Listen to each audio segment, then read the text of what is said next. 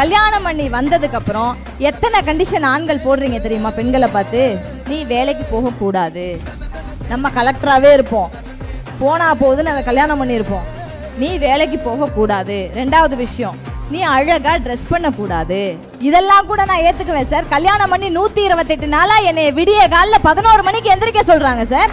அது எப்படிங்க 128 நாளா? ஆமா, 11 மணிக்கு விடிய காலையில. உண்மையாவேங்க இவ்ளோ கண்டிஷன்ஸ் இருக்குங்க. வாழ்க்கையில கண்டிஷன் போடுறது எல்லாமே நீங்க தாங்க. வேலை செய்யற இடத்துல கூட பெண்களுக்கு பாதுகாப்பு இல்ல. இந்த பட்டிமன்றம் பேச வந்தா கூட இதுல கூட கண்டிஷன். நடுவர் பாருங்க, ஒரு ஆணா வச்சு 20 நிமிஷத்துல மணி அடிச்சிருவாரு, அவ்வளவுதான் பேச முடியும். ஆணும் கிடையாதுங்க, பெண்ணும் கிடையாதுங்க, ரெண்டு பேருக்கு நடுவுலங்க.